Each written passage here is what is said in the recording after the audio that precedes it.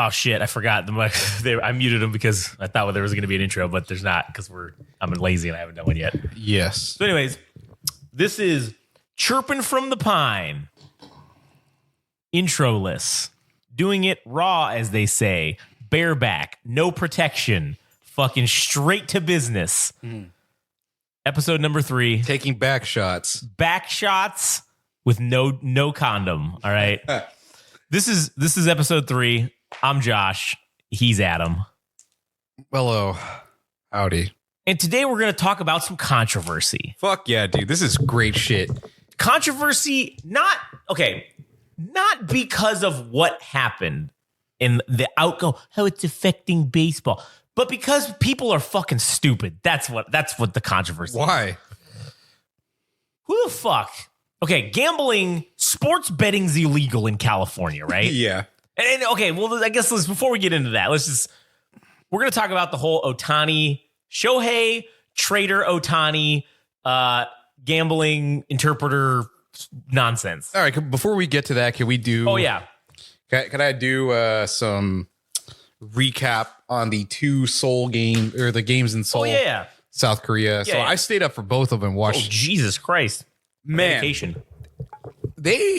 Dodgers did not look particularly well in either game. The problem, what's funny was I watched a lot of the preseason games. Oh man, they were steamrolling people like across the Cactus League. And not that that's indicative of them they're gonna perform well in the regular season, really, right? And neither do these two games, but not a particularly strong display for the team itself, because first game there was two situations. I mean, the first three batters of their lineup are Mookie Betts, Shohei Ohtani at second in the order. Yeah. Freeman, I forget who's fourth. I think it might be Will Smith. I forget. Max Muncy, I think, is in the 5 hole. So, shit, I might have to double check on the batting. I'm Googling it right now. I'm just going to Google it. So continue.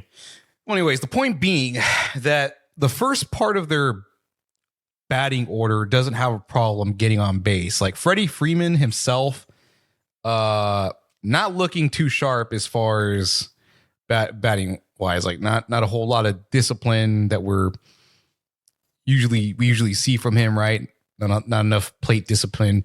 He was swinging a lot of bad pitches, and I don't know. He didn't look particularly well. Shohei was kind of like the highlight of both games. Like he was getting on base, getting singles, and just worth every penny that he's currently at as far as like being a DH. But and I heard that, at least from what is being said in circles, is that Jesus Christ, he's gonna be starting a pitching regimen to potentially start in 2025. What do you got? I didn't realize what the score was in that fucking game. 15 to 11. 15 to 11. Jesus Christ. You want to know so the first game, dude. Okay, so Max Muncy had 2 opportunities to bases were loaded for both scenarios, I think, or maybe second and third were occupied. But Max Muncy had an opportunity to drive in runs on both occasions, and this is the first game, and those were like the big opportunities to really rake in some runs, to break shit open, to make it nearly. I mean, because they put up 5 runs in game 1, it was 5-2, right? Yeah, they put up fucking 5 runs in the first inning against fucking Yoshinobu Yamamoto. Oh no, I'm talking about the first game. The first game's score ended up being like 5-2, right?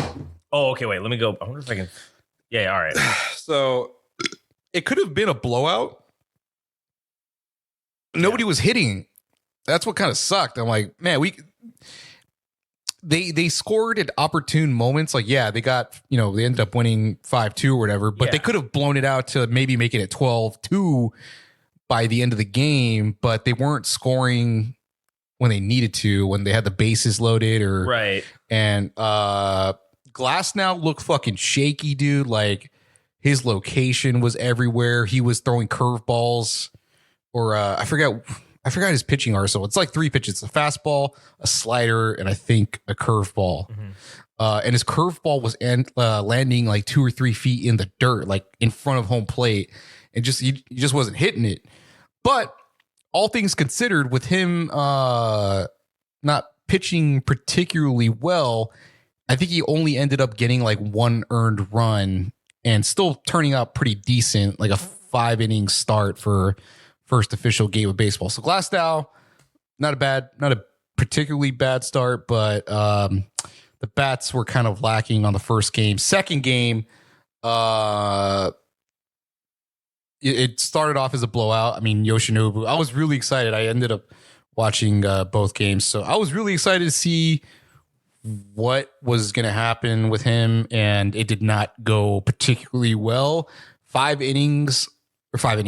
runs in the first inning, and I think he threw like 40-something pitches, man. It was like 47 pitches, I think is what he 47 pitches, laboring, just couldn't locate his fastball. And you know what? His fastball doesn't have any kind of horizontal. It's just straight. It was just, he was beaming, but I mean, he was serving up fucking meatballs, and he just got his shit rocked, and not a particularly good start, but not too concerned because it's, one of the first games of the season. Everybody is trying to find their rhythm, but I mean, God, man, his ERA now was it 45, 25? This is the other game. I'm looking at the wrong game. Fuck, hold on. Okay, so for the game 1, the pitching, Glasnow fucking his ERA is 3.6 now, just because fucking that one deal. And then we had Brazier came in, but Hudson actually was the one who got the win. And then what the fuck is an H? An H? Yeah, for a pitcher. It says like H1. H1. And then there's S1, which I'm assuming is the save. So what the fuck's an H?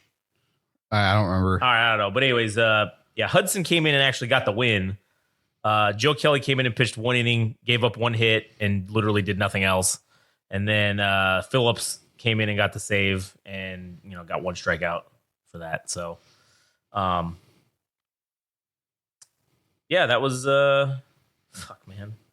What was Yoshinobu's like ERA by the end of it? Let me see. Let me go to that game because this was the game. I think it's like 25 or something. It's super inflated, but because of obviously it's like all right, box score. Let me scroll down. 25 ERA. Dodgers pitching stats. Oh my god, it's much higher than that. 40, right? It's 45. Yeah. His ERA is fucking 45. I think his off-speed stuff probably could have done him some, because nobody was swinging at his curveballs or any of his off-speed pitching shit. Yeah, well, don't worry. Grove came in and also he pitched 2 innings and he gave up fucking just as many runs, 4 earned runs. Yeah, or no, 4 runs but 3 earned runs, and then he had a 13.5 ERA now. Yeah, so just a shit show for the second game, and I'm not going to put too much weight on it because, I mean, shit, these games should have just been exhibition games to begin with. But I think they were trying to sell the event itself to make sure that people were going to show up. So, all right, let's just have the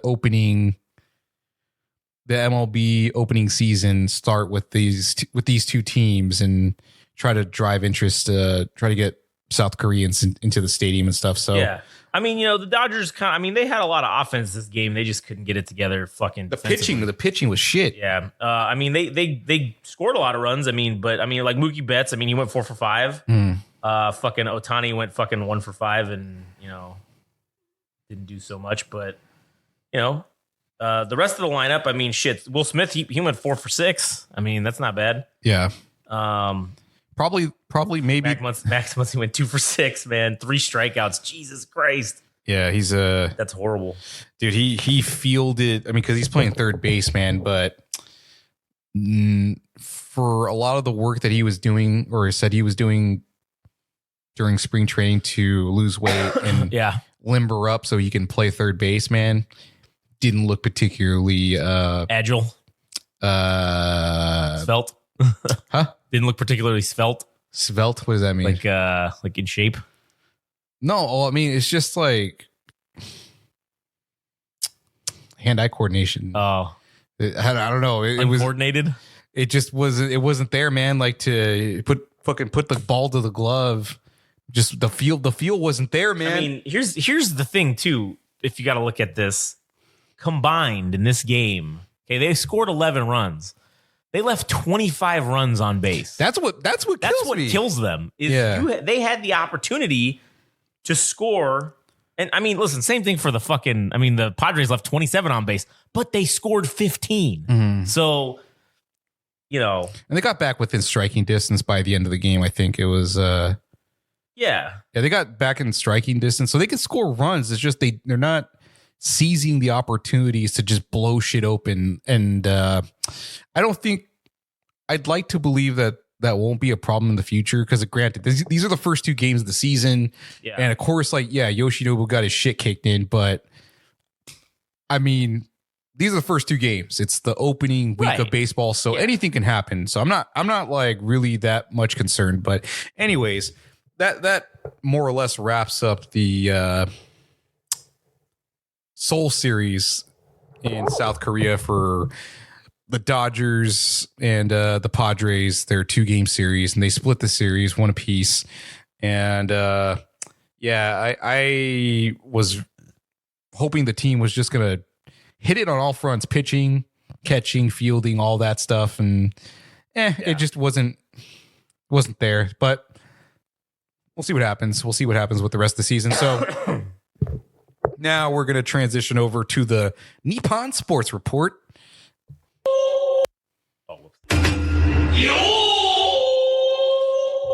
Fuck. Well, it's come out that Ippei Mizuhara, the longtime translator of Shohei Ohtani, has been caught in a bit of a scandal. Allegedly. Let's just allegedly.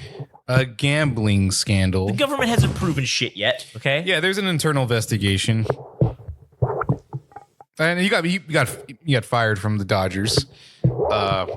Probably won't be returned.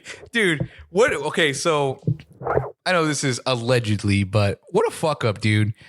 What a fuck up to openly admit that you gamble, and you have one of the most cushy jobs that anybody could ever ask for, to translate for probably the most important baseball player in the sport itself. Yeah. All you had to do was just keep your hands clean, not do any bullshit, and you could have been raking in. Who the fuck knows what his salary was, if it was $1 million, just to translate between Dave Roberts, skipper, and how could you? Yeah. Like, literally, how could you fuck up? But apparently what you got is not enough for some people. They have to be degens and just get into some interesting habits. I guess in this case, it'd probably be gambling. But yes, this has become a international story that allegedly the translator of Shohei Ohtani was wiring money potentially through Shohei's bank account, wiring money to a illegal bookkeeper for gambling. And gambling is not legal here in Southern California, or rather California at large. Yeah. So there's conflicting stories. I think what initially was said was that Shohei knew of Ippei's gambling addiction. So there's one of 2 scenarios. One is that Ippei had a gambling addiction, was $1.45 million in debt to this bookie. Shohei Ohtani possibly being the good guy here and trying to bail out his friend. But I think this is considered like wire fraud, right? Or what is it? No, it's not. No. Okay. So what is the crime? So right now, officially, there hasn't been any crime said of what it is. But what started this whole thing is the IRS is looking into it. That's what started this whole thing. Because when you transfer, I mean, some people are saying that the number is much higher than that. That's like $4.5 million. Oh, $4.5 is what some people are saying. Now, again, this is all unconfirmed. But let's just say it's only that 1.5 million. If you wire a $1.5 million to anyone, if you wire anything over like 10 grand, if you wire anything over $600, your bank's required to report that to the IRS. Okay. So this $1.5 million fucking payment, if I send you $600 in your bank account, yeah, the IRS is going to get notice about it. They're probably not going to fucking give a shit. But $1.5 million, they're going to say, hey, that raises an eyebrow. Where'd this money come from? And the reason why they do that is because they want their cut. Because if you're paying somebody $1.5 million, it's likely for a good or a service, meaning someone's going to have to pay taxes on that. And the IRS wants their money. So the idiocy, and maybe, sure, these guys probably don't know how this shit works here with the IRS. I don't know how it is in Japan. But here in the US, if you do anything with money, your bank's going to fucking snitch you out to the IRS, and they're going to say, hey, somebody just transferred a large sum of money. Just FYI, IRS, we just want to let you know. Listen, when I bought the house, the IRS fucking sent me a letter wanting to know why I'd sent $100,000 or whatever the money that I spent for the down payment. I had to send them paperwork because they were curious as to why I wired $120,000 or whatever to some other bank or whatever, some company it's a mortgage. It's literally mortgage fucking in the name. And I'm like, oh, it's for a home. I purchased a home. Okay, Josh. Well, thanks for telling us that, but we're going to need to see a little more documentation. So I had to prove to them that I used that money that I sent was for buying a house, not for, I wasn't paying somebody money as income. Because again, they would have got off that 110 grand, depending on the person's tax bracket. I mean, minimally, the IRS would have probably got around 21%. So they would have made $22,000 essentially. Yeah. So that's money. That's money they want on $1.5 million. We're talking hundreds of thousands of dollars that would be owed to the IRS in taxes. So of course they're going to fucking be like, oh yeah, bitch, we want to get ours. So the idiocy of like, if you were doing some gambling shit, right? Obviously, yes, it's illegal, but let's put that aside because the penalty for gambling in California, I don't even know if it's a felony. It might just be a misdemeanor, which is punishable by 12 months or less in jail and a fucking $1,000. Yeah. I had to look that up, but I'm sure the penalty for gambling is not crazy.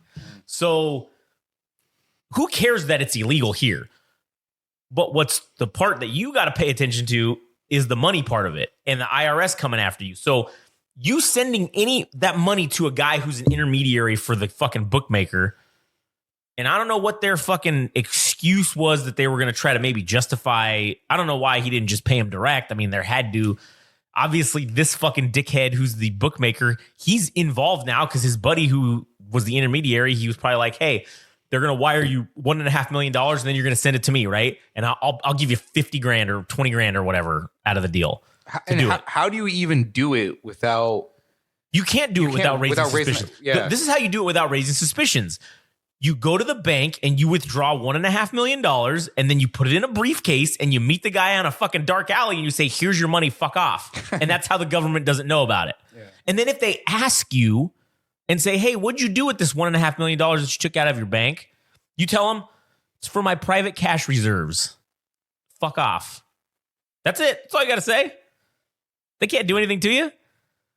Sure, they can audit you every year, but whatever, you're a multimillionaire. Who gives a fuck if they audit you? Who cares? So I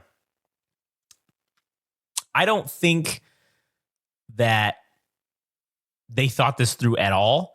And it doesn't matter really, because listen, yes, I love the conspiracy theory that Shohei Ohtani is actually the real degenerate gambler. The memes are hilarious. They are. And that this guy was like, Shohei-sama, I will take the fall for you and I will fucking commit social seppuku and I will take the fall so that you do not be looked on in a bad light. Okay, I love that.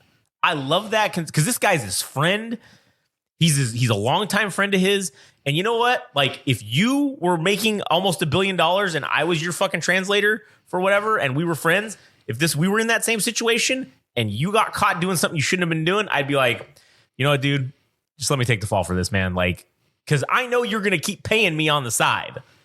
And I'm going to take the fall so that you can still maintain your good guy image. Yeah, like a mafia guy, like the fall guy. Right, yes. And then he's going to get taken care of on the inside. You know what I'm saying? That's kind of the situation that they're in. And I love that conspiracy theory. I think it's great. Is that the fact? Who knows? Will they ever be able to prove that? Probably not, because I'm sure. My question is, why would an interpreter have access to your money? Now, I know, yes, obviously the obvious thing here is, yes, it's his longtime friends. So like maybe he was just like, hey man, we're buddies. Like I'll give you access to my account so you can fucking, if you want to go get a sandwich or or whatever. And then instead he used $1.5 million to pay his fucking gambling debts, allegedly. But I will say that like if we were in that situation, I wouldn't just give you my bank account. I wouldn't just give you a debit card. I'd make a separate account and put like $5 million in there for you to just be like, hey man, here's spending money. Like if you need anything. Yeah. I wouldn't give him access to like all my money. I mean, I wouldn't give anybody access to all my money. Definitely wouldn't give my wife access to all my money because it'd be gone like the next day. So that's just what you do, I think. And again, it could be Shohei's naivete. And, you know, the Japanese culture is a very nice, polite culture, right? Maybe sometimes looked at as a bit naive. So maybe that's how he got, maybe that's how he could have got, not scammed. I don't want to say that, but like, that's how he got taken advantage of. Or at least that's what the lawyers are saying, is that that's how they're framing it. That he was, theft was committed here. But what was said previously was that Shohei knew of his gambling problems, and it's possible that, and who the fuck knows how this investigation is going to go, because I think the MLB is going to do an investigation. I think there's one other organization that would probably, I guess the IRS would probably want to. Well, no, they are doing this because they want their money. They're going to get their cut. They're going to get their couple $100,000. Yeah, and man, this has turned into something of a Hollywood story. Like it could only happen in this way. Couldn't do it at the fucking Angels, but sure had to do it on the fucking Dodgers, right? The second he goes to the Dodgers, here we fucking go. It just makes me even play in a fucking game yet. Yeah, yes. The South Korean. Didn't this come out on like Monday? No, I think it came out like probably Tuesday or Wednesday. Yeah. Well, they played on Wednesday. That was the first game, right? Yeah. So if it came out Tuesday, then it would have been before he even fucking played in like an actual regular season game for the Dodgers. Yeah, but didn't even get a regular season game in, and then this comes out. That was regular season. Yeah, on the 21st was on Wednesday was the first game, right? No, 20th. There was 20th and 21st with 2 games. Wait, was that Monday? What's today? It was Saturday, like Tuesday and Wednesday. So that's when the news broke. It was on Wednesday, I think. And then that's when more shit started rolling out. Yeah. But fucking A, dude. What a mess. Now for sure. Okay, so here's my theory of how this unfolds. Ippei is the fall guy. And he's the one that ultimately gets punished. Shohei Ohtani gets off scotch-free. What'll likely end up happening, I think he's going to finger wag. The IRS is going to fine him. Like they're going to say, hey, you did something wrong. I don't know what they have. The IRS has so many rules. I'm sure there's a form you got to fill out if you transfer over like $100,000. I'm sure there's probably some form you got to fill out and send into the IRS, right? I'm sure, or whatever the number is. I'm sure there's a number. Yeah. And so they'll be like, you didn't fill out this form. It's a $25,000 fine. And he's going to pay the 25 grand and they're going to fuck off. And that's going to be it. Yeah. I think the MLB will, hey man, you got to really pay attention to your people now. All right. You can't be having people handling your things that you don't know about or whatever. I don't know. I do think that Shohei Ohtani, the luxury that he has is that he's such a public figure at this point, an icon for baseball, right? That, as I said before in the first episode of Chirping from the Pine, that the Dodgers have accumulated so much plot armor that they can do no wrong. And for Shohei Ohtani, I don't think that's an exception, that he's gonna end up behind bars, or I don't think it's anything like that. I'm sure he's gonna pay whatever you said is fine towards the IRS, and that's as much as what's gonna happen. They're gonna do an internal investigation. They're gonna find either one or both of these guys were involved. Because here's the other thing. Yeah. This is going to be if Otani's getting blackmailed by the guy who's the bookie and his buddy, because both of them know the truth. Those two guys know if Shohei was really the one doing the gambling or if this guy was the one doing the gambling, right? They know. So if they want to get more money out of Shohei because they know how much money he's got or has got coming to him, they're going to say, hey, Shohei, you can either pay us to keep our mouths shut, or when the IRS comes and the MLB comes and talks to us, because they're going to want to talk to us, we could sing like parrots or sing like birds and just fucking let them know everything that's been going on and show how you were the one really doing the gambling. Yeah. So if Shohei is going to get blackmailed, I'm sure if he was the one that was behind it for real, I'm sure these guys are going to blackmail the fuck out of him, because that's just why wouldn't you? Yeah. They're already illegal bookmakers. Why wouldn't they why wouldn't they just say, oh yeah, give us some money or to keep our mouths shut, basically? Listen, that's what I would do. All right. Listen, I think Shohei Ohtani should be in jail. Not for this, but for other things. Like fucking betraying the Angels and going to the fucking Dodgers. Couldn't have even fucking left the state. Had to fucking go just down the street. Treachery. Jail time. Maybe even, guillotine. I don't know. I think that's... Nothing too excessive. No. That's not nothing too excessive. Just the right amount of punishment. Maybe a couple fingers lost. Or maybe a knuckle. Yeah. Well, on his catching, on his glove hand, Yeah. See how that works out. See how great his athletic ability is with handicapping himself a bit. And I really don't think anything's going to come out of this. I don't think so either. I like you had said, that's the plot armor. It's too big to fail, dude. And I also do think that's horseshit too. Yeah, I hate that there is two separate systems of justice in our country, one for rich people and one for the rest of us. And I hate that. Yeah. I think that's fucking horseshit. I think what stands to be lost is that if Shohei Ohtani's reputation is lost, and even his presence on the team and all that shit, for what he's worth, Rob Manfred, the commissioner of baseball, is like, fuck, man. He's like, I can't let Shohei Ohtani get away. Yeah. We need him because this is the most interest that people have had in baseball in quite some time. So imagine all the advertisements and all the money that comes from Japan inwards, or even overseas in general, all the money that they could be making.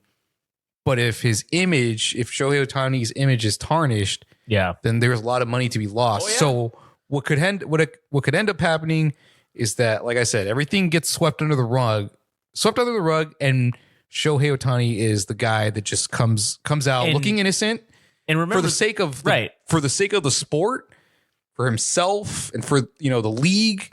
There's a lot to be lost, dude. Think about this, okay? Whenever some sort of scandal happens, what's the first fucking thing that everyone involved says?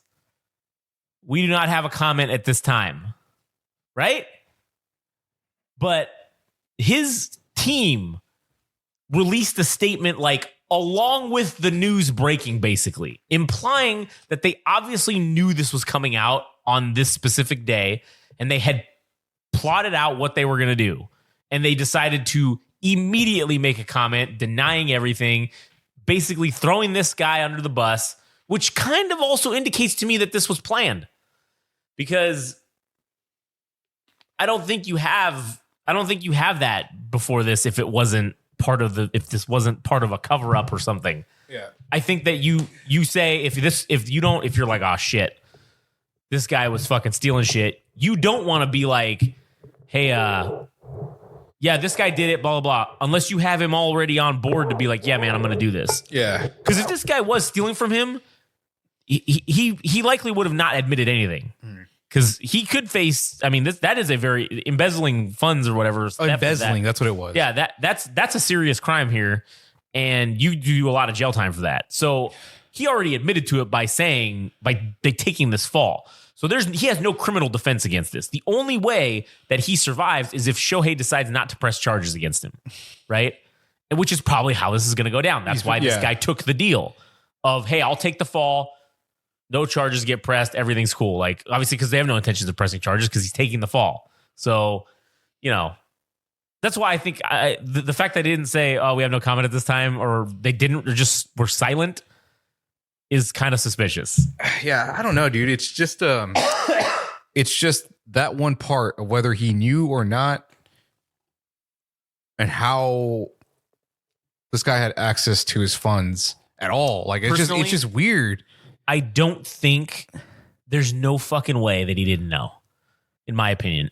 I don't think that there's any, because to have that amount of money missing, sure, I guess for rich people at some point, it's like, oh, would I know if somebody was stealing $2 from my account?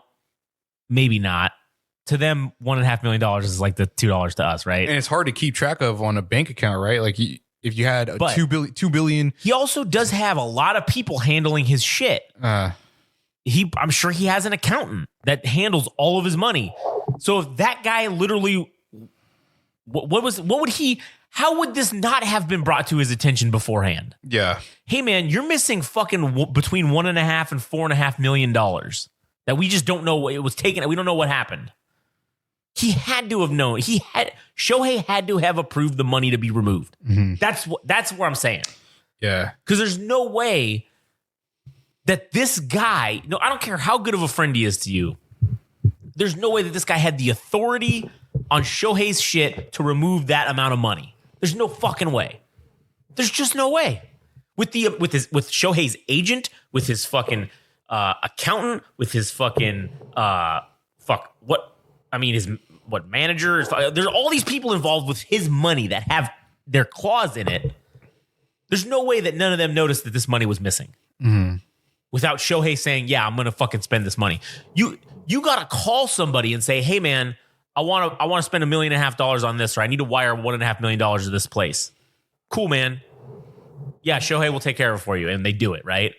There's no way this guy called up and was like, hey, I want to wire $1.5 million from Shohei's account that I'm on. They'd have been like, wait, hold on, man. We got to talk to Shohei about this. So that's what, and this is where we get into the image tarnishing is now if he's coming out and he's lying about it. And listen, I don't give a shit if Shohei Ohtani was just being a good dude. If we were in this situation again and you had a gambling debt of $1.5 million and I was super rich, I would pay that for you. Yeah, just because that's the kind of that's how we are. Just be the fall guy, and no one needs to be the fall guy. I just be like, if somebody comes around and investigates, I just be like, hey, my buddy was in trouble. He owed money to some bad people. I paid it for him. So what? What do you want me to do? How am I in trouble? I didn't do anything wrong. I just paid some money to the guy to have him fucking fuck off. Yeah, to have these guys fuck off and leave him alone so they wouldn't kill him for $1.5 million. I saved his life. You owe me. Yeah, exactly.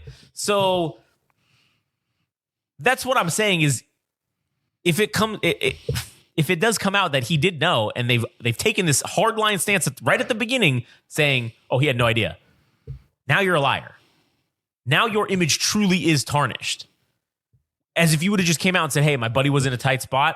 I did what I had to do to make sure he was going to be okay, and I helped him out. Yeah. I think people would have had a lot more respect for him if he would have just said that. Yeah. But we'll see what happens. We'll see what the result of the investigation is, which I'm sure just like the NFL doing their investigations and they destroy the tapes and they do all this and they do all that, right? I'm sure the MLB is going to just be like, oh yeah, Shohei's good, didn't do anything wrong.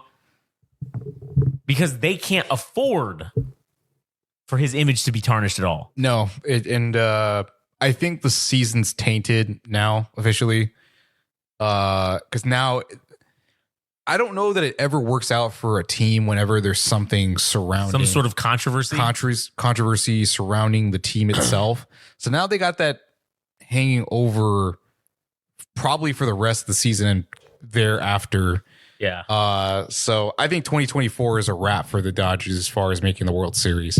And if they do, then fucking A, that'll be a surprise to me. But as I said before, they've accumulated so much plot armor that I think Shohei Ohtani gets off scotch-free nothing really happens, but it still hangs over the heads and the organization itself that I think it's too much of a negative story to loom over the team, that it's just going to be on the minds of the players and shit.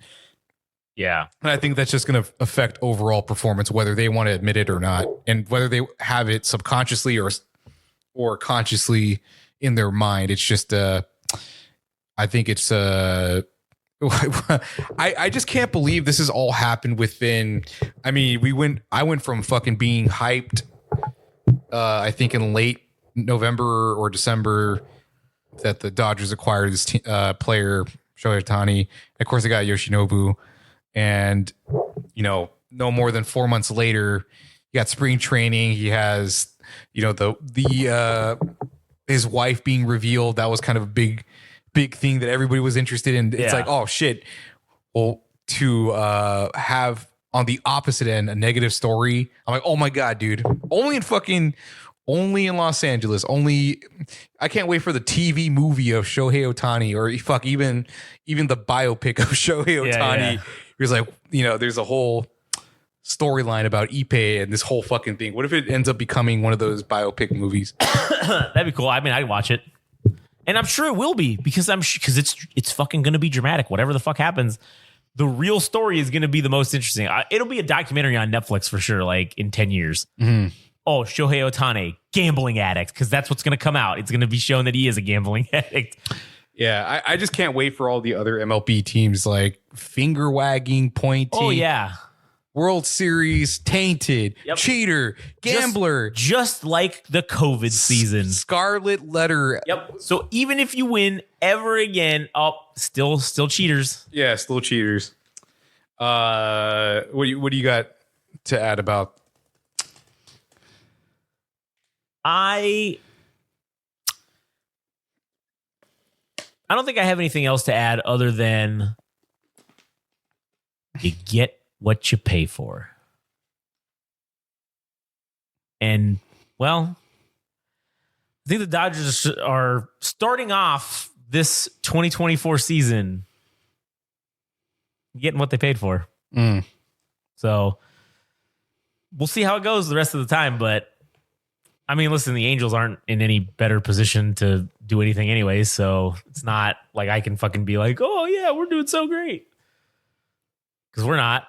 Now, granted, we don't have this sort of level of controversy surrounding us at the moment, but who cares? Controversy creates cash. That's all that matters. The Dodgers will come out of this just fine. Yeah, I don't think they're going to be winning a World Series this year. Maybe next year. Until some other thing comes out at the beginning of the season.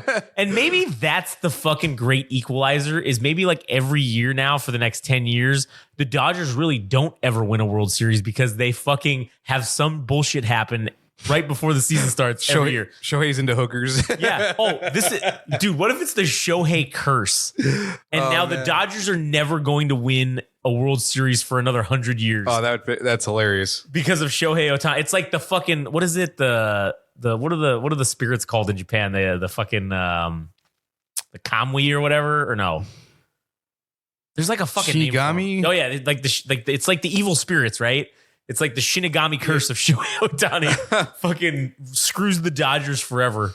Yeah, it's possible, dude. I mean, that would be a great considering that baseball's one of those sports where it defies all logic, that people are into like the superstition.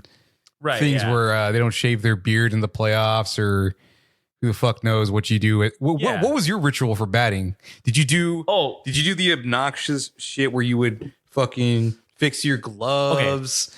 Okay. Did you tap all four? Yeah, so we kind of talked about it. So I would do the thing where I would come in, I would step my left foot in because I was a left-handed batter, so I'm on the left side of the plate. So I would step my back foot in. I'd have the bat kind of up like this. And then I'd step my right foot in. And as my foot comes in and touches the ground, I also touch the far corner of the plate at the same time. And then I touch the closest plate to me. And then I touch the rear and then the top. And then I get ready in my stance. First of all, I never wore batting gloves because I thought batting gloves were for pussy. Cheating. I don't understand the point of batting gloves. Really, people wear batting gloves because they couldn't handle when you make contact. And if you hit it wrong or anywhere but that baseball size sweet spot, yeah, it hurts. It reverberates down the thing. So people wear these thick ass batting gloves so that they don't have to feel the pain. Pussies. That's wrong. Now, especially like when we were kids, the bats have grip tape already on them. So like you don't need it for grip. It's just because you're being a bitch. So I never wore fucking, and even when I, used wood bat, I still fucking didn't wear batting gloves. No pine tar. No, I'm not. Well, you really don't want to do that. You can't do pine tar unless you can only do pine tar if you wear batting gloves, because then that was the original intent of batting gloves was you could put pine tar on there to keep your grip and then just take the gloves off and not have to have, the shit on your hands. So when you're throwing, it doesn't get on the ball. But yeah, I never fucking wore batting gloves because that was bullshit. And so I'm just bareback raw dogging that fucking pine and just fucking nailing shit. Yeah, it hurts, but you just deal with it. So yeah, I did hate that though. When dudes, there was this one fucking guy. I got to see if we could talk to him because I do know him. Well, I did know him, but I don't know him now. But every time he would go up to bat, he would put the bat like in between his legs, or he'd put it like under his arm, and he'd take his batting gloves and he'd go,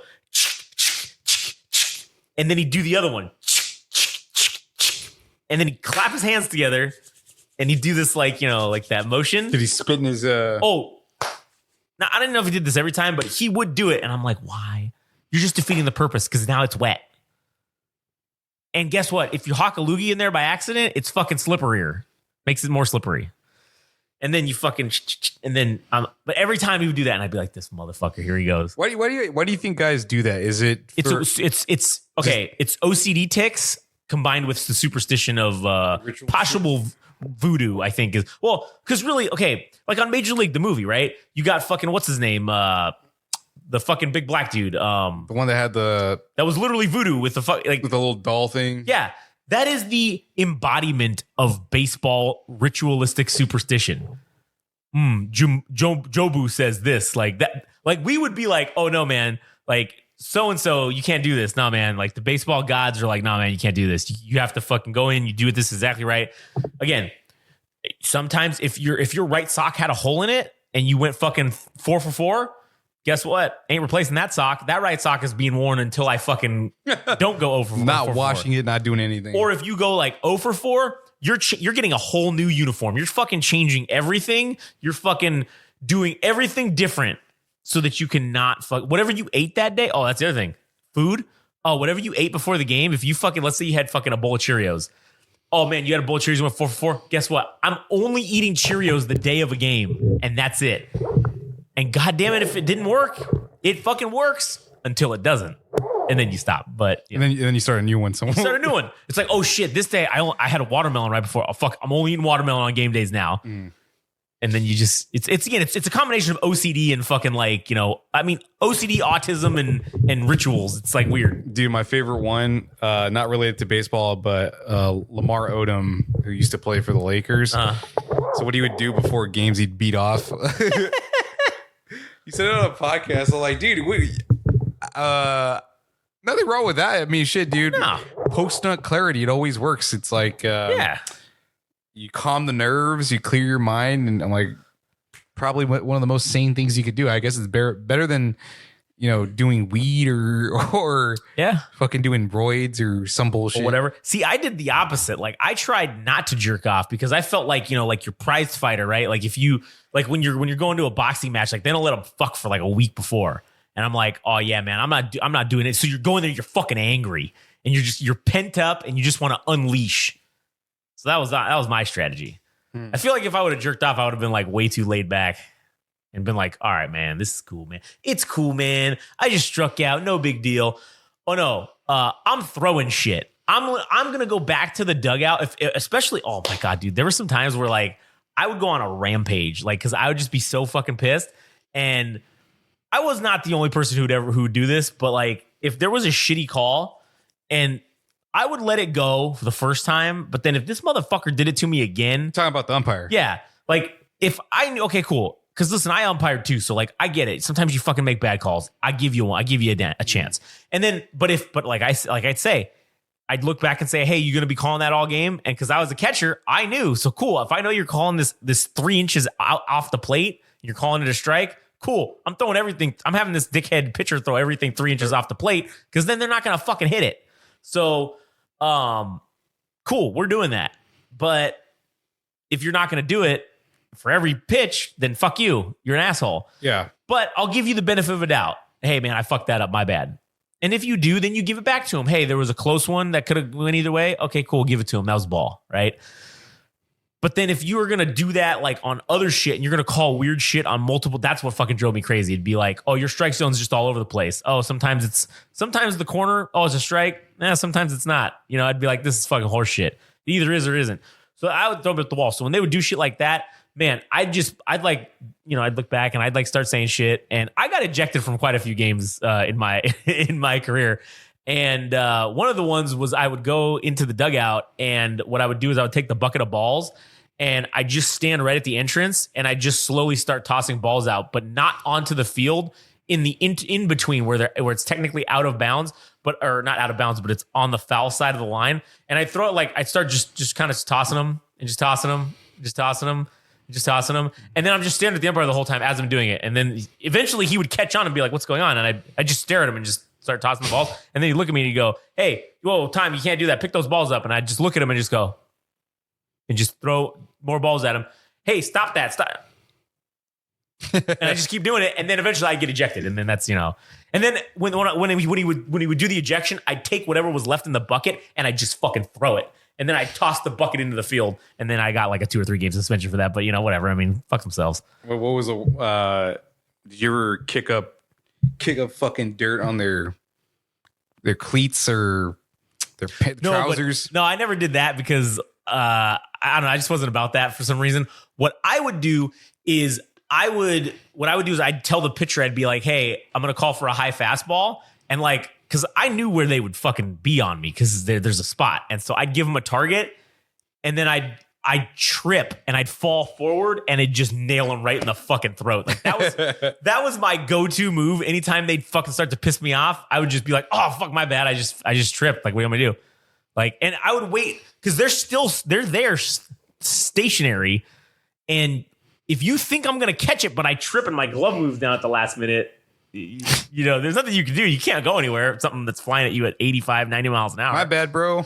I'd just be like, oh, my bad. And then I'd be like, yeah, that's what you fucking get, you piece of shit. But you were also an umpire too, weren't you? Yeah, I was. So there were people that did try to do those things to me, but I knew that, listen, I invented that game, bitch. You ain't going to get me.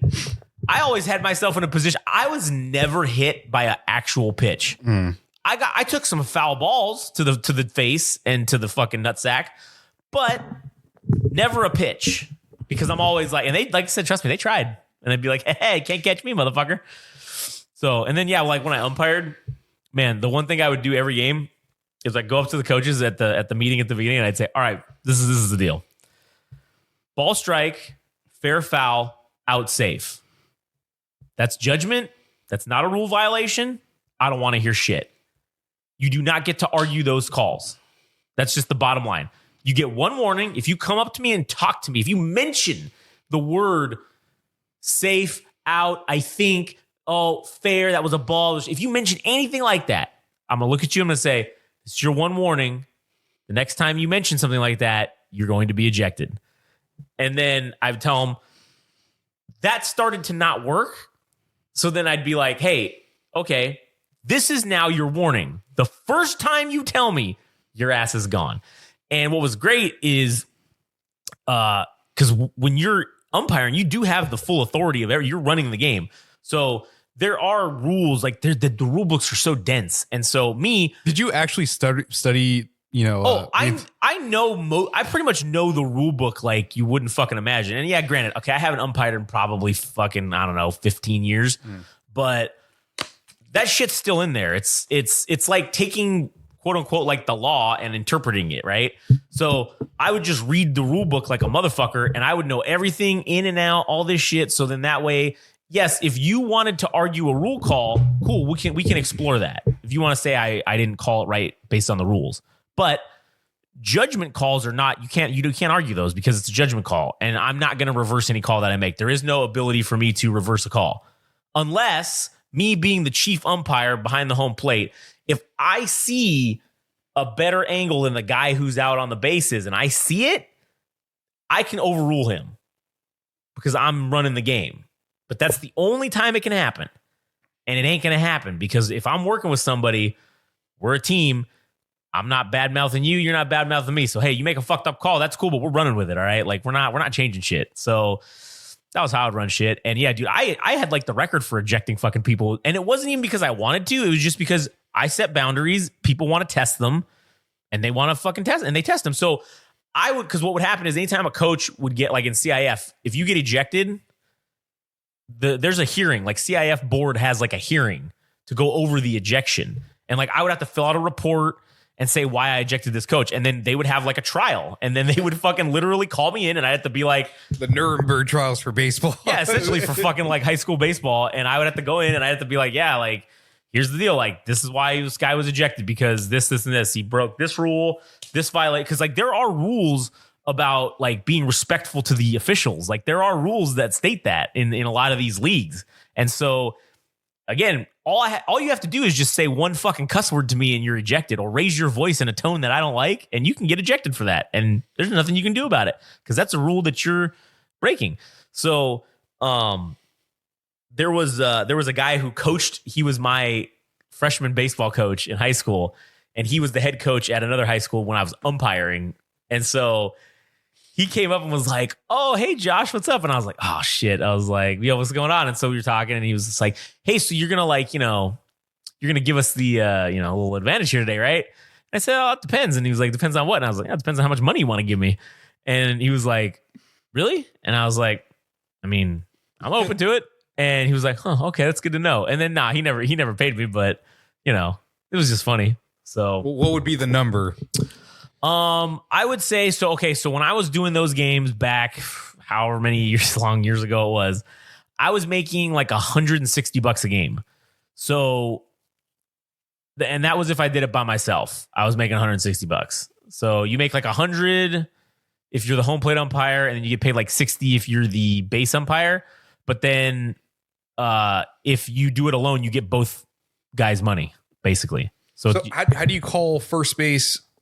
If you can't see it that well, you can. So you're behind the plate, right? So what you generally do, like, well, there's a lot of fat guys that are umpires, right? So they don't do this. But when I'm alone, I'm running with the play. I'm running down the first baseline, not all the way every single time, but I'm getting close so I can see it. Because one of the things that you have to look at is, okay, and I'm not running down the first baseline. I'm more running towards the pitcher's mound. So once contact is made, I'm the catcher's going down first base, so it's open right there, and I'm just running kind of towards the middle of the field because I can see first base better. And if something happens and this guy ends up going to second, I'm already halfway there, basically. So I can see that second base call. I'm like almost on top of it. And then because you're basically at the pitcher's mound, if this turns into a shit show and he ends up trying to go for third, all I got to do is turn left. And I have a very perfect bird's eye view of third base, and I can get up there real quick because it's only, obviously the base paths are 90 feet from base to base. Yeah. But it's a diamond. So basically from the pitcher's mound to first or third base is like 35 feet. Like it's not, or 40 feet. It's not a lot. Like it's fairly close. So you can get there and in a fair amount of time, especially if you're already there. And then if this turns into a triple, quadruple shit show and this guy ends up getting an inside the park home run, all I got to do is turn around and I'm right back to home plate. And there it is. So like, that's the main position of like where you want to be. So you can see everything. And I didn't usually get a lot of shit because I made good calls because I was always in good positions because I was active. I would be out there doing the dirt. And if you go do that, and I know this has turned into like an umpiring fucking session or whatever, but whatever, sports related. But if you're out there doing that, the coaches are going to fucking not give you as much shit for calls because you're out there fucking getting in position to see stuff. And listen, you can't tell me from your fucking, you're sitting on that little, I don't know what they're called, but they're like these little foldable chairs, but they're not chairs. It's like it looks like a jock strap and you just straddle it, right? And it's like a chair. or you're sitting on a bucket, you're going to tell me from your seated position in the dugout that you can see better than me and I'm standing fucking 10 to 12 feet away from the play? You're going to tell me you saw that better than I did? No, not happening. Not a fucking chance. So you can't argue that with me because I'm there and you're not. So, but yeah, so that was how I'd do that. And so, yeah, I'd make 160. So the number, if you would have offered me another like half that, like if you would have gave me $80, so I was walking away with fucking 240, I would have made the game go your way. Because that is one thing that people really, I don't think they understand. Like this whole thing with the NFL and the refs like cheating the game or whatever, right? Or even in the NBA, even the NBA. That was proven in that Netflix documentary how it's done, but I don't think people really understand the effect that the referees or the officials have on the game, or that they can have on the game.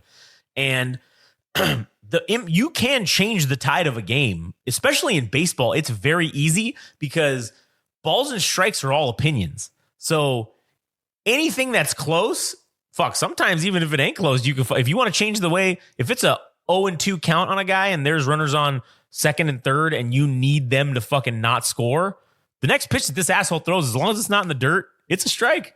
That's as long as it's not in the dirt or over the guy's head, it's a strike. That's it. And then the inning's over and you just secured, this is how the game goes. I covered. Yeah, you cover the spread. Like that's all you got to do. So, yeah, that's pretty much where $80 is all it takes. Well, back then when I was fucking like 19, like, $80 a game. Fuck, if I would have made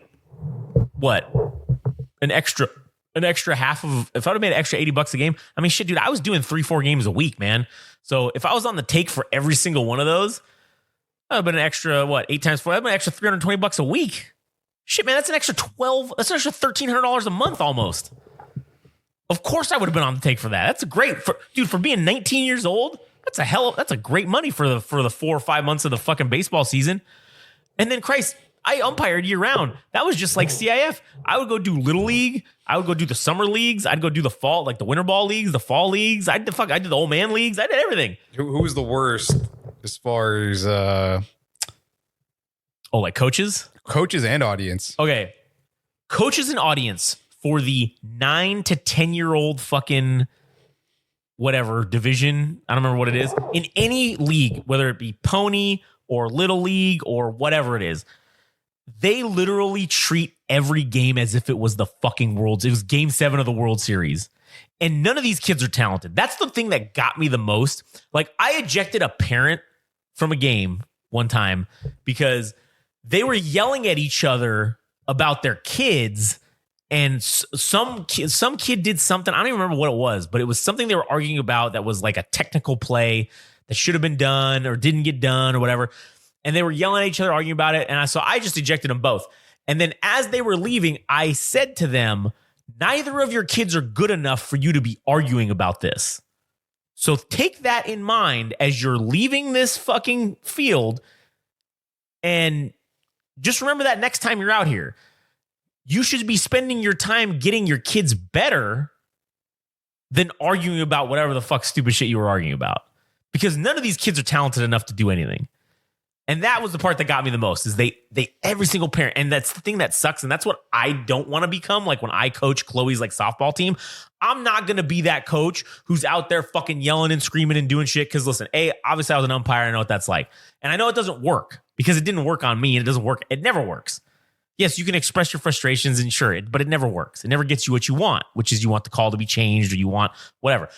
But you can calmly go out there, and there have been a few coaches that I've met over the years that were very good at coming out and saying, hey, I disagree with what you did or with this call that you're making, blah, blah. Okay, cool. Let's talk about it. I'll explain to you why I made the call or whatever.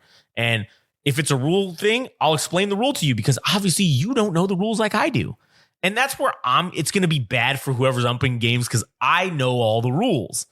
And I know that I probably know more rules than most of the umpires that are going to be fucking there. So yes, I'm also a fucking shitbag. So if I can use a rule to my advantage, I will do that because if it's a rule that I know that no one knows exists or doesn't really know about, I will be like, oh, hey, like one of them is with pine tar on the helmets. Yeah. Like there is a line from which you cannot like go. Like it's just like the cap on the top and I don't know if it's changed over the years, but when I was umpiring, it was pine tar on your helmet was only allowed on the top, like, crown part, right? Anything below, anything that you could see when looking at the helmet from the side was not allowed.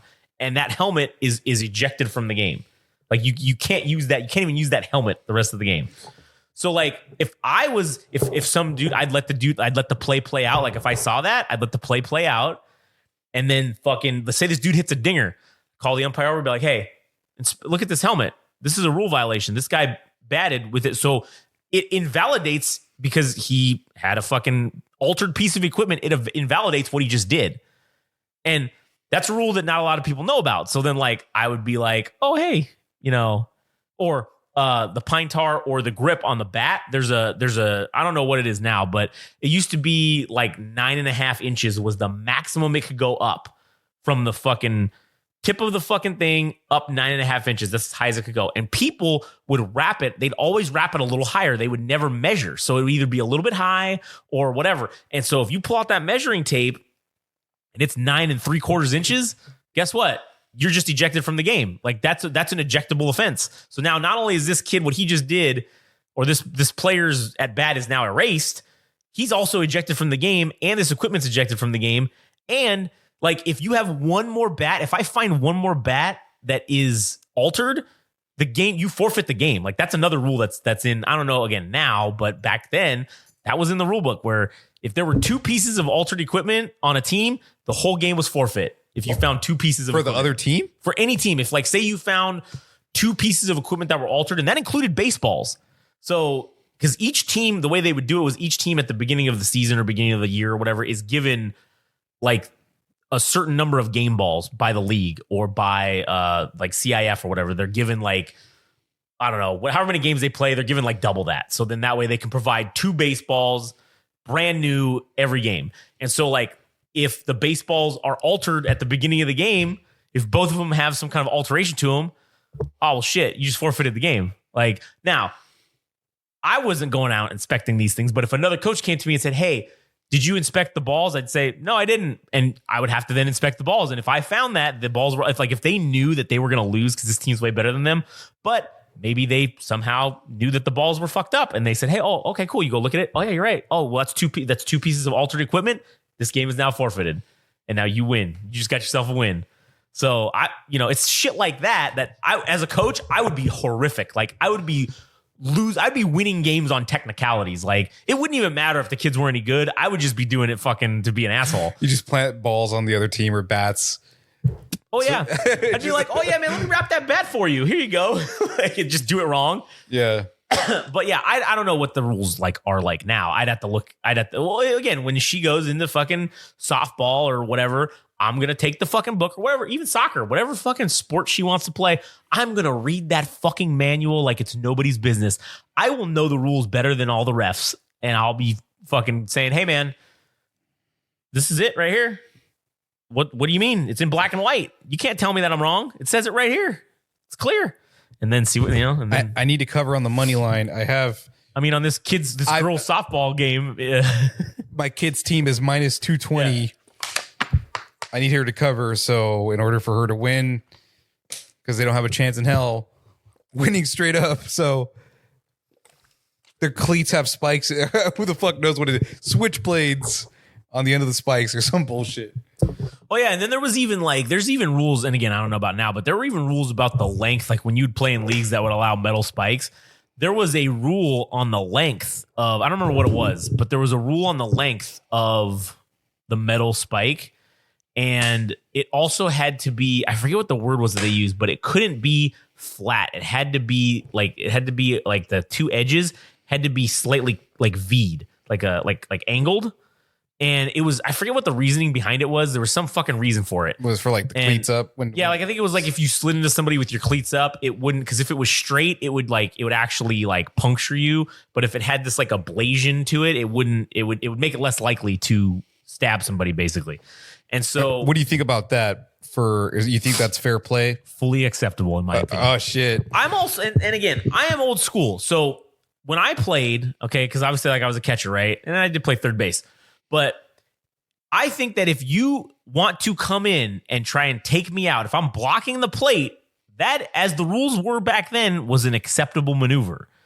And now, granted, if I didn't think the ball was coming, I'm not going to stand there, right? I'm not an asshole. I'm not trying to get fucking run into. Now, would I leave my foot behind and maybe trip you so you'd fly over the plate so that when I did get the ball, I could just zoom back and tag you before you could? Yes, of course. I did that a lot.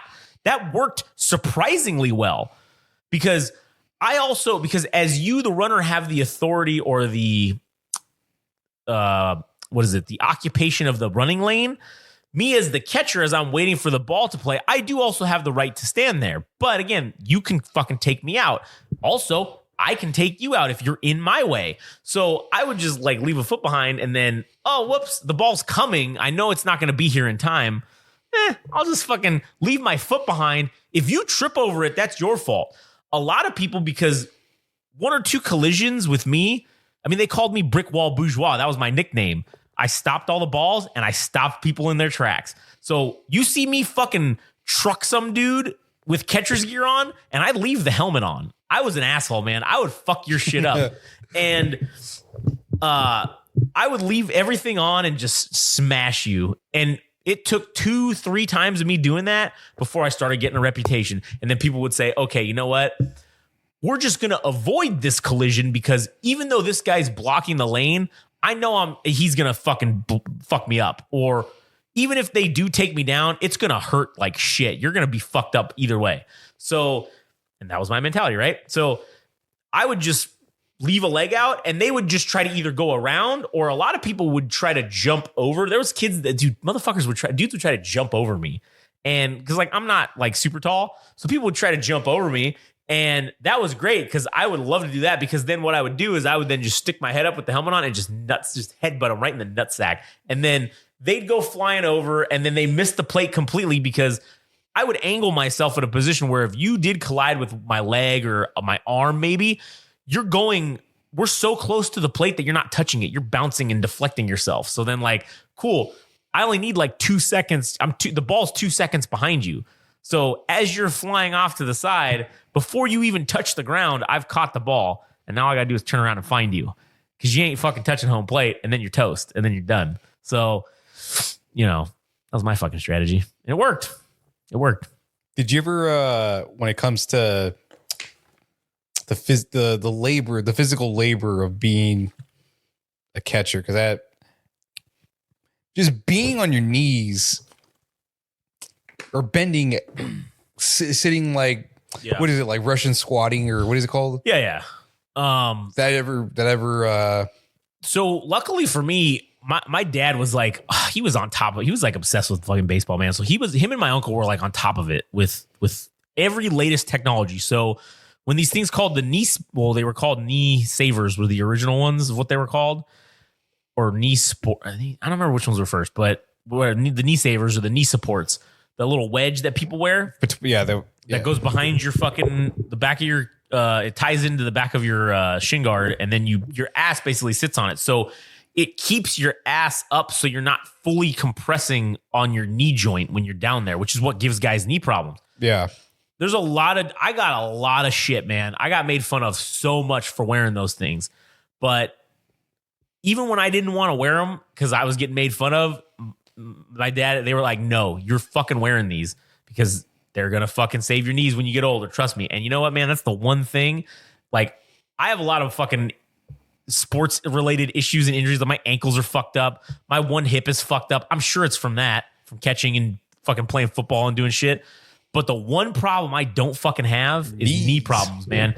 And every dude that I played with that was a catcher that didn't wear those things because they thought it was, it was a different time back then, but they thought it was, it was soft. Lame. It was soft. Okay.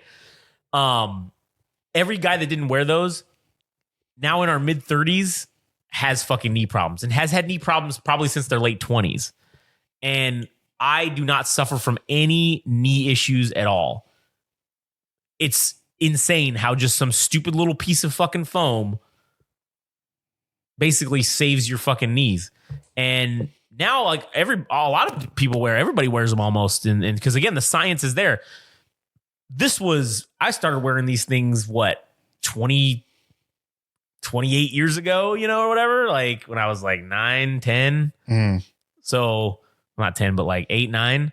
So like that's a lot. That's in the almost 30 years since they came out, the science has proven that these things do work, and you're not going to be hobbling around like that dude again, like Major League. I know we fucking just talk about that too, but like the guy who was the catcher in that movie, the old guy, the catcher, that dude's knees were fucked up. He was icing his knees after every fucking game, man. And that was a true fucking statement, because dudes going down on your knees and doing all that shit, it fucks your joints up in your knees, and you can only compress the cartilage so many times in the discs in between your knees the way they work. You can only compress it so many times before it doesn't bounce back. Yeah, dude, fucking 9 innings and 3 hours of just doing that intensive physical labor. And that's why like I have like tree trunk legs, like my fucking thighs and like my calves are like, they've always been huge. And it's just because of that, because basically for almost 20 years, I was literally just doing that all the time. And it's just like, it just developed all that. So like, I'm always going to have giant fucking calves. And it was funny because like I'd see other dudes, and a lot of guys don't have the leg like that, because everybody says, oh man, you got like great calves. What do you do? I don't do shit. I don't do any calf exercise. I mean, yeah, sure, I go run and stuff, but like I'm not doing calf exercise. I don't need to. My calves are fucking swole, son, because I was a catcher for 20 fucking years. So yeah, I got fucking sweet ass calves, and I don't got to do shit about it. Now, if I would have been doing like sit-ups the whole time, I'd probably just have shredded abs with like no problem for 20 years. But I'm not doing that because fuck that. So, yeah. But yeah, what the fuck? What did you ask me about? Oh, the knee, the injuries. Yeah, if you ever got injuries from being a catcher. Oh yeah, like the knees. Yeah, man, not the knees, but like I mean ankles. Man, I sprained like my ankles. Like if you look at like an X-ray of my ankles, dude, the scar tissue is fucking insane in there. And like my ankles, like if you look at them, like I have really thick fucking ankles, and it's not like because of anything other than just scar tissue. That's all it is. It's like it's just straight scar tissue. Like now I guess the benefit of that is like the other day, like when I fucking fell down and ate shit on the stairs and kind of half sprained my ankle, I thought, oh dude, like my ankle's gonna hurt for the next 6 to 8 weeks. Like I knew that was what was gonna happen. It was like 6 days later, it was gone. So I do have pretty quick healing abilities because of that, I think, because my body's just been like, oh yeah, you're getting fucked up all the time, so like you just gotta heal faster. So, and then I mean I did have like my shoulder and like my elbow. Like my elbow was the one that really fucking got me to stop playing baseball, just because like it would just hurt so bad. Like it was just unbearable. So I don't know how it is now. I mean, I haven't thrown a baseball in man. When was the last time we went to the park, man? It's probably been like 10 years. I mean, shit. More. It's been a while. I mean, maybe I've thrown some in the backyard a little bit with like some of the kids when they come over, like, and they want to fucking play baseball or just play catch or whatever. I've done that, but man, I don't know how it is now. Like I said, I have not done that motion. Your fucking arm's gonna be like a noodle. Off. Yeah, it falls off. Just fucking, I do one throw and the ball is still attached to my hand and my whole arm goes with it and it's gone. Yeah. But yeah, I don't know. Fucking yeah, man. I've had tons of concussions, man. Like that's probably why I'm so stupid. Like I've had so many concussions that it's like fucking CTE 100%. I know I've got that. Like there's no doubt in my mind. Hit by pitch. Just from collisions, and like there's times where I've literally collided with dudes and like I don't really remember what happened. Like I never went unconscious or whatever, but like it's like that where your brain your brain just shut off and like you just can't remember anything. Like I don't know if you've ever had any of those where you've just been in like I don't know what the word is, but such a violent impact that like, and the best part is, man, I always fucking held on to the ball, dude. All those collisions, man, there was quite a few in my day of collisions, because that was back in the day when that was acceptable. Now I think you get ejected if you fucking do some shit like that. But back then it was fair game, and I always fucking held on to the ball, dude. I could have been like completely fucking knocked out, and I'm fucking holding on to that, so your bitch ass is done. You're out. So, and there were dudes that I collided with too, that I was the runner and I collided with them, and I put some dudes out, man, like, and ball goes flying, glove, helmet, everything just goes flying, man. Like, but again, that's because like I did also play football. So like I knew how to hit people. So there's a difference. A lot of guys that play baseball don't know how to hit people. So I kind of had an advantage. So And then also, from playing like football in high school and stuff too, man, like playing on the freshman team, dude, was probably the worst fucking experience of my life because you're literally beating the hell out of each other and you're slamming into each other. And like, I wasn't like a huge guy, but I could take a fucking hit, and I could also fucking like dudes that were twice my weight. I could also kind of like hold them in place. Like, yeah, I'm not going through them, but if they're coming at me, I can stop them. I'm stronger than them, right? So I was doing all kinds of shit like that. And dude, the number of like, you just have a collision with somebody and then you don't really remember what happened. And everybody's like, oh yeah, you were asking us stuff and doing stuff. And I'm like, man, I don't remember the last like 30 minutes. Like, it's really scary if you think about it. But then that's why I think that the coaches back then, because obviously they didn't know about any of this shit, but I think they knew that this isn't right. Like there's something wrong here. But instead of us dwelling on the fact that this is scary and we should probably go to the hospital, let's just be like, oh no, man, just rub some dirt on it. You'll be good. Like, and then you just distract everybody and be like, oh man, you took a good hit, man. That's a great job.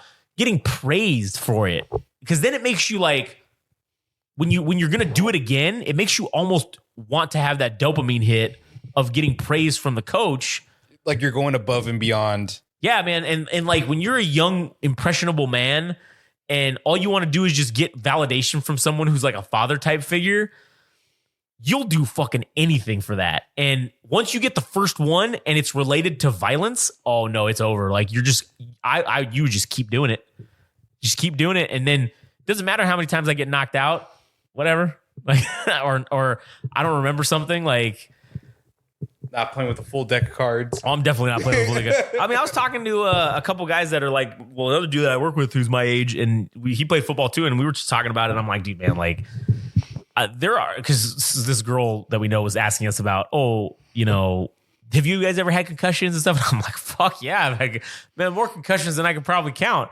And I'm like, yeah, for sure, I definitely have CTE. And I'm like, hey, I asked the guy, I'm like, hey, you ever have a situation where you got hit, but then like you don't really remember the next like 30 minutes to an hour of what happened? He's like, oh yeah, all the time. I'm like, oh yeah, me too. And I was like, fuck yeah. And we high five. And she looked at us with such horror in her face. And I'm like, you'll never understand. You'll never fucking understand why that's awesome. Like you'll never fucking get it. And it honestly kind of makes me sad that there's people that'll never fucking understand why that's the coolest fucking thing, man. And yes, of course it's trauma bond. We just trauma bonded over shit. That's what it is. But I don't know, man. There's just something about our mentality or whatever that's just wired that way, I guess. And yeah, I don't know. It's fucking awesome. I love it. It's a great time in my life. Yeah, I can't say I there was this car accident I got in when this fucking lady merged into me, and it wasn't even, I don't know what it was, but I just remember my neck whipping. Yeah. And it was the class I fucking hated the most. It was physics. My head felt like it was getting pushed down or whatever, or like I felt like a fucking infant where I couldn't even hold my head up. Yeah. And I was taking a fucking exam. I wasn't really, I don't know what the fuck was happening, dude. I was looking around. I'm like, oh my God, I have to finish this test. But my brain is like scrambled. There's something going on. I don't know. But I still had to finish that test. And I just felt loopy the entire time. And I'm like, dude, there's no way. Like I remember getting hit. I remember like getting hit and everything. And I thought I was fine.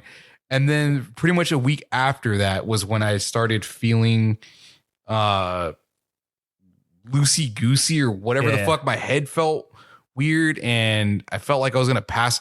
Like I would dip my head and then I would go to sleep like for 5 or 10 seconds or some shit. I know it was because I was sleepy. It was just because your brain's trying to repair itself. That's like the neurons are trying to reattach after they were disconnected. Yeah. Like that's the funniest part. And I mean, I don't know, maybe I shouldn't say this, but the funniest part about a concussion is when you temporarily lose the ability to think.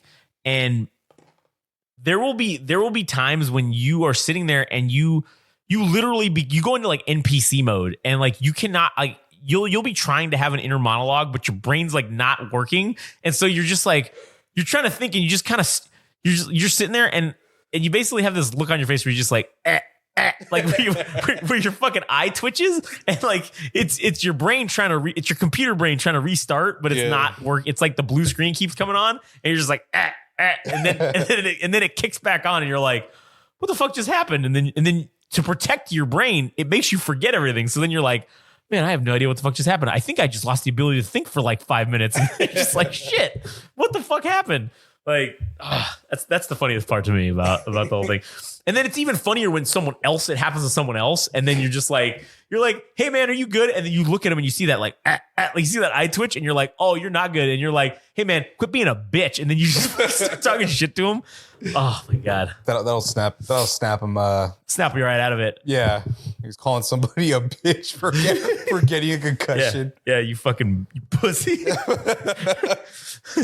You're gonna and then the other best part of that is he's being like, hey man, are you gonna let that guy do that to you? And then so you tell him to go out there and do it to him, and then cause even more brain damage. CTs for everybody. Yep. Yeah, man. All right, what do we got in terms of time? Oh fuck, man, hour and 20. So fuck that. All right, we're calling it a wrap. Yeah, that's pretty good. So, anyways, protect your brain.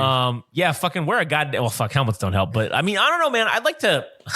I don't know if I'd like to, but I would be interested to try these new helmets that they have with like all the padding and shit when they wear it at practice.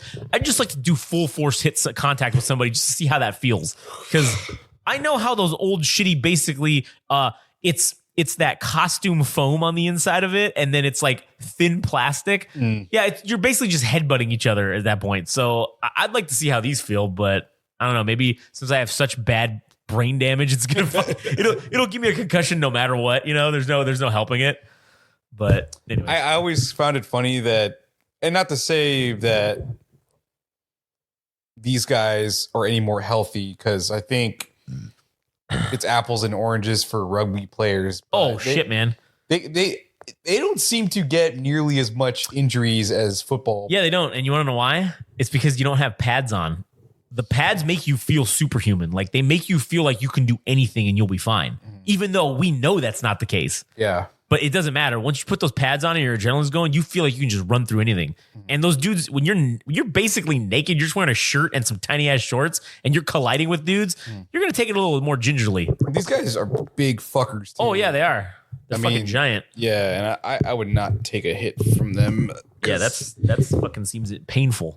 Yeah. Well, anyway, before we go though, did you have any CTE or concussions from tennis? Did you get whacked in the head or somebody beat you over the head with a paddle? Fuck, the worst thing that happened to me was, I don't know what happened. I think I was angry about